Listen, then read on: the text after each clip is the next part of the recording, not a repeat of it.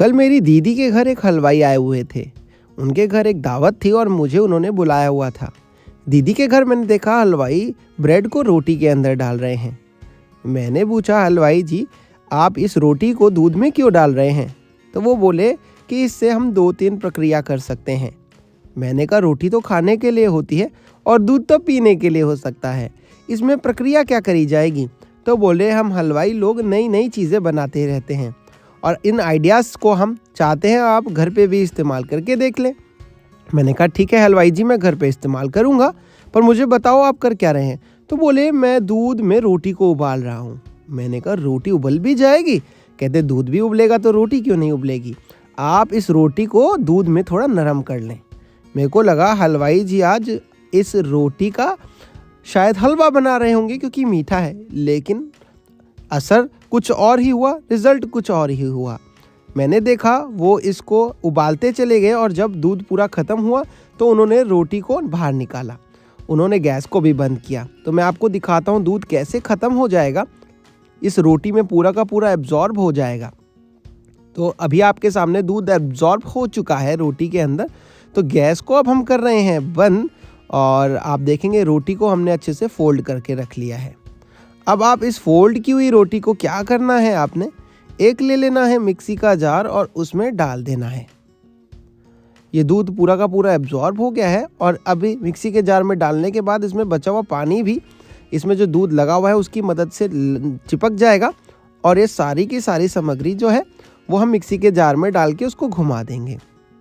Mixie के jar में जैसे ही सारी सामग्री डाल लेंगे उसके बाद आप देखेंगे कि हमारा ये जो है कंसिस्टेंसी अच्छी हमें मिल गई है। अब 2 चम्मच के आसपास इसमें हम सूजी ऐड करेंगे।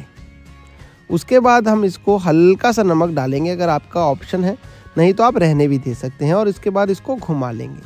मैंने कहा ये क्या सूजी रोटी के साथ ये मिक्सचर बना दिया, इसका क्या हलवा बन रहा है? तो उन्होंने कहा नहीं, हमें एक पैन ले लेना है और पैन के ऊपर हमने हल्का सा ऑयल डाल लेना है और उसके बाद ये सारी की सारी चीज़ इस तवे के ऊपर डाल देनी है। मैंने कहा आप ये क्या रोटी का चीला बना रहे हैं? रोटी तो पहले ही तैयार थी, फिर इसका चीला बनाने की क्या ज़रूरत थी? हम तो वैसे सीधी रोटी ही खा लेते। तो बोले नहीं, ये रोटी का चीला नहीं है, आज हम पार्टी के लिए एक नई चीज़ बना रहे हैं। हलवाई जी बोले कि ये जो पार्टी के लिए चीज़ बन रही है ये बहुत आसानी से बन जाती है और आप देखेंगे कितनी आसानी से चीज़ तैयार भी हो जाती है। उन्होंने इसको सेकना शुरू करा। मैंने कहा भाई साहब बना तो आप ये चीला ही रहे हो? तो बोले नहीं, ये चीला नहीं है। मैंने कहा कि अगर ये चीला नहीं है तो इसको आपने चीले की तरह फैला क्यों दिया? तो बोले हम जो आज चीज़ बना रहे हैं ये हमने उसका बेस बना के तैयार किया है। फिर मेरे को आइडिया आया कि कहीं ये पिज़्ज़ा तो नहीं बना रहे, और फिर देखते देखते पता चला कि इस बेस को उन्होंने अच्छे से तैयार किया और ये उन्होंने बेस में यूज़ करा। हुआ क्या है दोस्तों, ये एक रोटी का और सूजी का पिज़्ज़ा बेस बन के तैयार हुआ है, जिसके बाद हम इस कढ़ाई में ही इसका पिज़्ज़ा बना देंगे।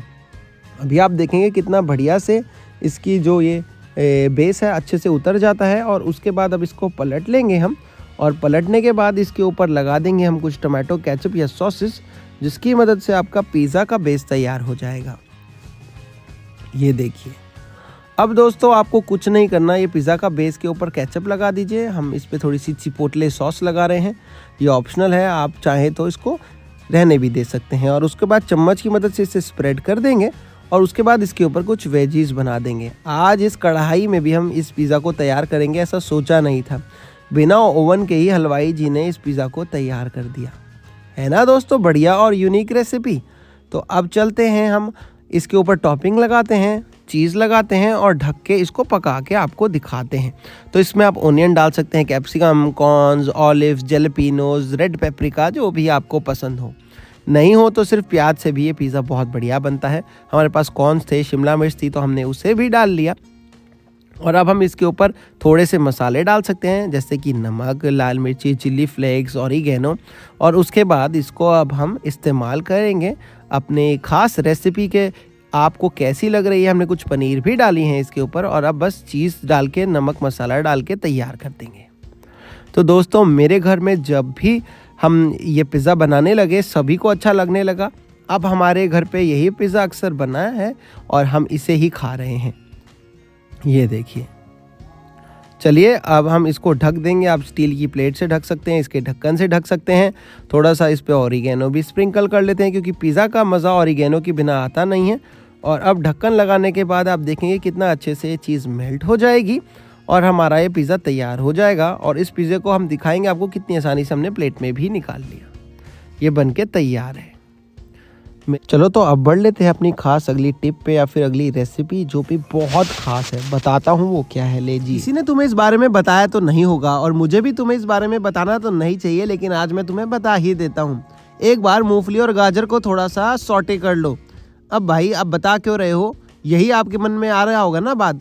ये चीज़ बन के इतनी ज़बरदस्त तैयार हो गई, इतनी टेस्टी की मुझे लगा चलो आप सबसे शेयर कर ही देता हूँ, इसलिए मैंने आपको बता ही दिया। गाजर और मूंगफली को थोड़ा सा सॉटे करके एक कटोरी में बाहर निकाल लो। आज जो हम चीज़ बना रहे हैं दोस्तों ये बहुत ही खास थी, इसलिए मेरा मन कर गया कि आपसे छुपाऊं नहीं इस बात को। एक पैन ले लिया है और इसमें हमने वेजीज को डाल लेना है धीरे धीरे करके। तो सबसे पहले हम राई डाल रहे हैं, राई के बाद हम इसमें प्याज डालेंगे और प्याज के बाद हम इसमें थोड़ी सी मिर्ची डालेंगे। ये सब डालने का हमने क्या असर होगा मैं आपको आज सब कुछ बताऊंगा विस्तार में। हमारे घर में कुछ वेजीज बची हुई रखी हैं, तो वेजीज में हमने इसमें मटर भी डाल लेने हैं और थोड़ी सी शिमला मिर्च भी डाल लेनी है, थोड़े कॉर्न्स भी डाल लेने हैं। गाजर आपके सामने मैंने मूंगफली के साथ सॉटे करके रख दी थी, तो उसको सॉटे में पड़ा रहने देते हैं और ये सारी वेजीज को हमने थोड़ी देर के लिए भूनना है।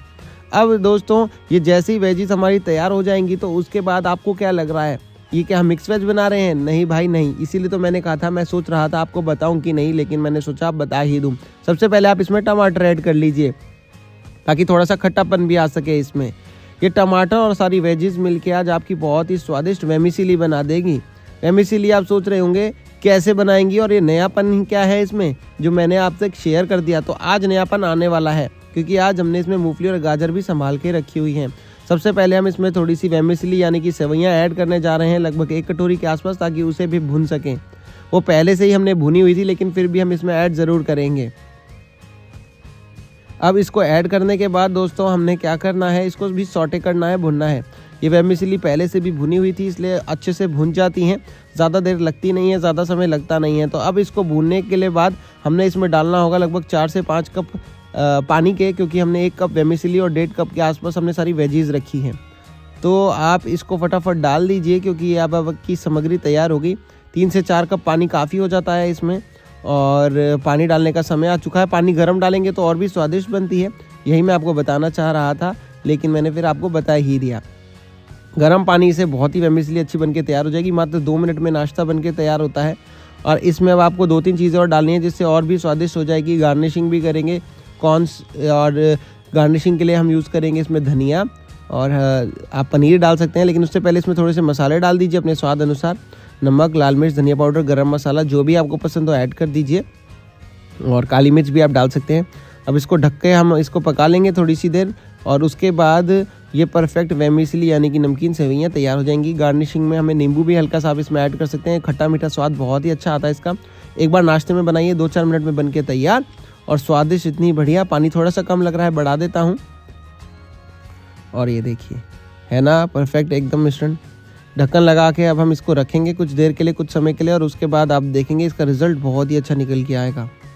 ये वेमिसिली दोस्तों आपकी तैयार हो जाएगी और आप भी खुश हो जाएंगे क्योंकि ये परफेक्ट वेमिसिली है। एक बार हल्का ढक के 1 मिनट के लिए और पका रहे हैं और ये परफेक्ट बन के तैयार है। गार्निशिंग के लिए आप इसमें धनिया डाल दीजिए, पनीर डाल दीजिए, थोड़ा नींबू डाल दीजिए, और कहाँ से देख रहे हैं बता दीजिए हमें।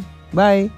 लेकिन जाने से पहले इसकी फाइनल लुक देख के जाएं क्योंकि ये तो ज़रूरी होता है, तभी तो पता चलता है चीज़ बन के तैयार क्या हुई है आखिरकार। तो इसलिए पनीर डाल रहे हैं। जल्दी कर दिया ना बाय फ्रेंड्स, इसीलिए ताकि आपको पता चल जाए इसमें इतना ही था, लेकिन गार्निशिंग बहुत परफेक्ट थी। मूंगफलियाँ हमने पहले से रखी थी, आपने देखी थी ना, मूंगफली भी डाल दीजिए, थोड़ी सी गाजर भी थी इसमें। तो चलिए एंजॉय कीजिए इस रेसिपी को। Bye bye.